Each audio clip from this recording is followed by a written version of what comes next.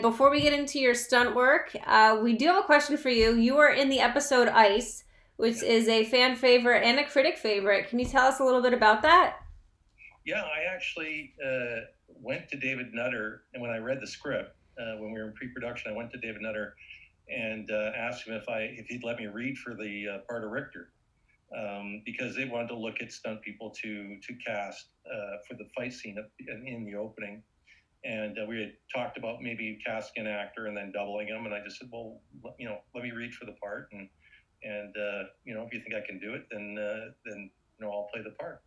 So I got that, and the fight scene. One funny story from the fight scene was we had those. If you look at the set, there's these big sheets of tempered glass, and during the fight, me and the other guy I'm fighting go through the tempered glass.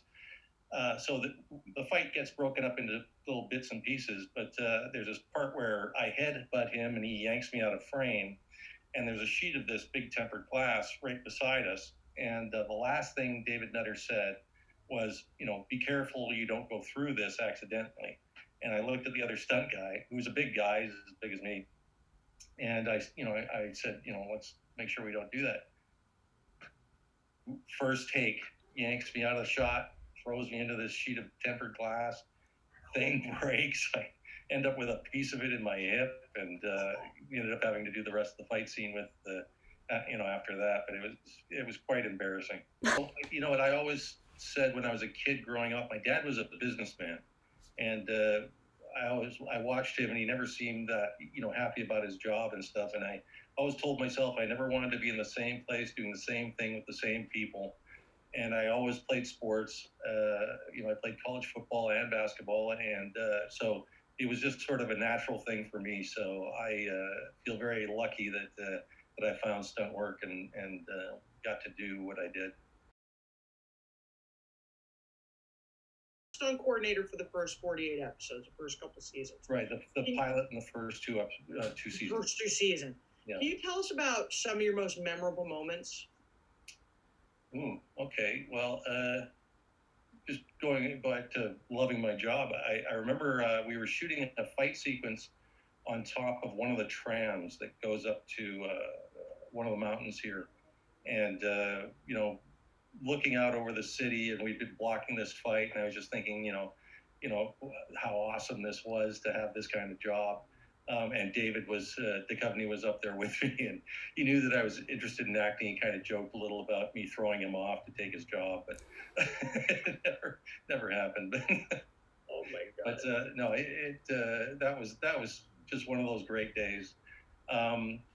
We did some nice fire gags on one of the episodes where we took a propane cannon, which is compressed propane, and you fire it out a hose, and it ignites into a big fireball. And we had the idea of taking a stunt guy and putting him in his burn suit and putting that facing out of the ground straight up. And we got this great shot. It was like a nuclear mushroom cloud that just was one of my all-time favorite fire gags that I, coordinated. I remember one time having to jump a truck into some water, and it was like a slough, big drainage ditch. And we went out and surveyed the location, and nobody thought to ask, how safe is this water? What's in it? What with all the pesticides and stuff like that. And I remember hearing, well, the location's been picked. And I said, well, listen, I don't mind getting a rash or something like that, but something permanent, I'm not really interested in. And so we had the water tested, and it came back with all this terrible stuff in it. And anyway, the way we got around it was I jumped the truck into the water, but we had an air tank with a big 30-foot long hose for my regulator. And so I could, get out of the vehicle and get to shore, without having to breathe any water. And I had a mask on so it wouldn't get in my eyes, and plug my ears. And then they had, it was straight from there into a shower to get cleaned off. And, thank God there weren't any side effects and stuff like that. But That was another one that kind of sticks out. Wow. I remember one day we had this sequence on a submarine had broken through the ice, and we needed the stunt double for David to fall from the turret down to the ice, and they wanted to do it in one shot, and it was quite high. It was about 20, I want to say like 20 feet. And but there it had a wing on it. Anyway, we set it up. The stunt guy showed up, and I said, "You're going to go straight to the ground." And he's like, "How are you going to do that? Or how am I going to do that and not get hurt?" I said, "Well, you got to hit the wing on the way down, and then it'll only be 10 feet to the ground." And so he was a bit shocked at that, but that we pulled that off. He didn't get hurt, and it looked great. And boy, yeah, this is going back a long, long way. Mm-hmm. You guys probably know the episodes better than I do. I know exactly which ones you're talking about as you say them. Do you? I just thought of something else. Now, you coordinated all these episodes. Did David and Jillian do a lot? I've heard David like to do his own stunts. Nick Lee liked to do his own stunts. Did they do a lot of theirs, or did they all have doubles that were working these episodes as well? You know, they're. When I think of David, I think of like Harrison Ford. He'll do what we sort of ask him to do, trusting us that it's going to be safe. And actually, there was a fight scene between Nick and David that just jumped to mind, and I think they did all their own fighting in that. But they were both game and trusted me and our stunt team that we weren't going to make them do anything that was too dangerous, and they were quite game. Do you remember some of the more challenging stunts that you had to pull off while you worked on the X-Files? One of the best stunts. Now, while I was doing X-Files, I was actually going off and working on other projects and stuff like that. Because I had a friend of mine, Tony Morelli, who's since unfortunately passed away, but he would come in and take over the coordinating jobs. And so I've got to mention this one in Tony's honor. But there was a big car jump down this like a San Francisco style hill kind of thing. And I can't remember the distance, but it was huge. And so I had gone away to work on something else, and I gave that to Tony, and Tony drove the car, and it was a big car jump, bigger than anything we had certainly done in Vancouver at that time. And Tony pulled it off just beautifully and had set it up beautifully. And Tony eventually ended up taking over the X-Files. So that was that was technically the way it had to be set up. The location, all those things were a big deal. On X-Files, stunt work was important, but it wasn't certainly the focus of the show. They, really were designed to complement the storyline. We got to do, some fun stuff, but trying to think of stuff that really sticks out, and a lot of them were the ones I already mentioned. I know one.